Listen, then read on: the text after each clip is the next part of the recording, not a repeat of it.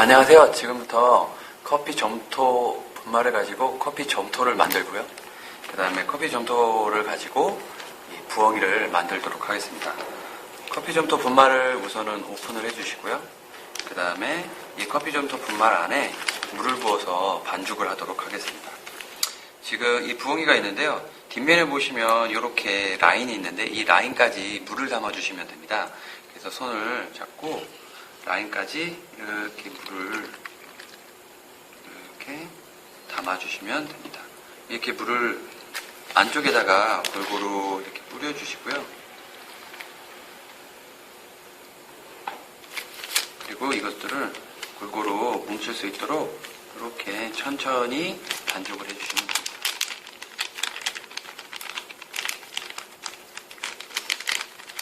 물이 많은 것 같지만 계속 반죽을 하다 보면 스며드는데 시간이 좀 걸리시니까요. 천천히 꼭꼭 해주시면 될 것 같습니다.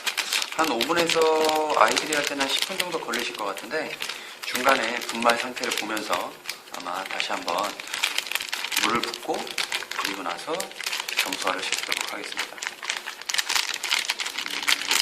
이거는 위에 있는 부분들을 조금씩 내리면서 이렇게 반죽을 해주시는 게 좋고요.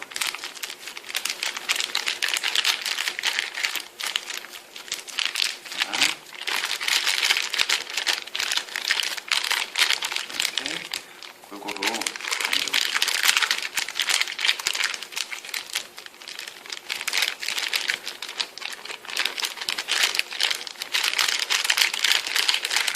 보통적으로 분말을 보시면 이 안쪽에 아직도 그 가운데죠. 안쪽에 이렇게 보면은 분말이 이렇게 아직도 남아있거든요. 이 분말을 없애주셔야 꺼냈을 때 분말이 말리지가 않습니다. 그렇기 때문에 이 정도 봤을 때도 아직도 물이 좀 부족하다 싶으면 다시 또 부엉이에 물을 한 조금만 따시고요. 한 5분의 1 정도만 따시고 다시 이 안에 넣고 반죽을 하시면 됩니다. 그래서 처음에 저희가 라인 자체가 조금 들어갈 수 있게끔 해놨기 때문에 중간에 반죽 상태를 보시고 조금만 더 넣어줘서 반죽을 하시면 될 것 같아요.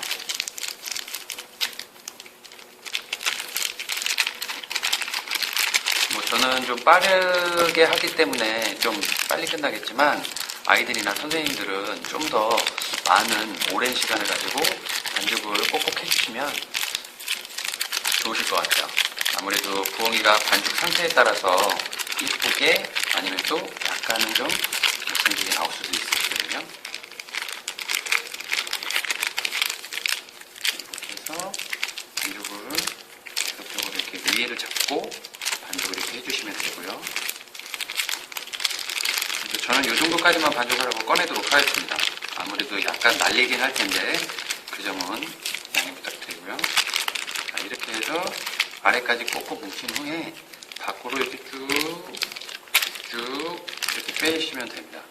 그리고 빼시기 전에 손에 이렇게 물을 살짝 묻혀서 빼셔야 반죽을 하실 때 이렇게 편하세요. 왜냐면 날리는 부분들이 있을 수 있기 때문에요. 아직도 이렇게 보면은 아직도 이렇게 날리는 부분들이 있거든요. 이런 부분들.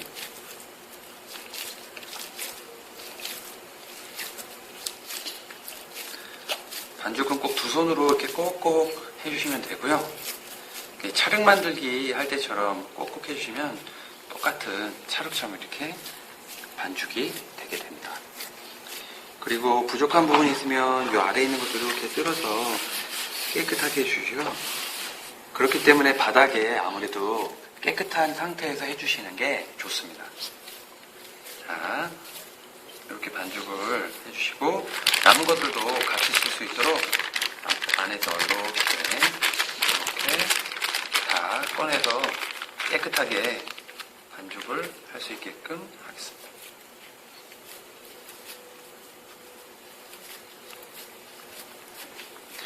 손에 열이 많아서 아마 이게 금방 수분이 날아가니까요. 손에 한 번쯤 물을 또 중간에 이렇게 묻혀서 반죽을 이렇게 해주시는 게 좋습니다. 이렇게 하면 이렇게 매끈매끈해지시거든요. 그리고 나서 바닥에 있는 걸 다시 한번 이렇게 깨끗하게 닦아주시고요.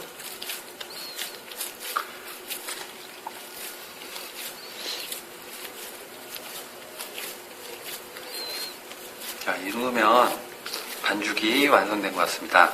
꼭 눌러보시면 이렇게 예쁘게 된 상태를 보실 수가 있으시고요. 자, 이렇게 잔뜩이 이렇게 반죽이 되면 그 다음에 이제 이 부엉이를 가지고 반죽 모형을 만들게 되는데요. 이 선을 가지고 이 선이 잘려져 있기 때문에 이 선을 감싸고 그리고 이 부분을 조금씩 떠서 안쪽에다가 넣어주시면 될 것 같아요. 어린이들은 조금씩 꼭꼭 안부터 눌러주시는 게 좋고요. 어른들은 이 정도씩 넣어도 충분히 만들 수가 있습니다. 이렇게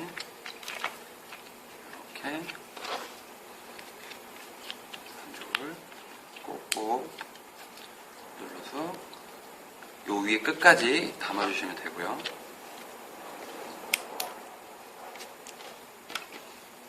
그래서 이렇게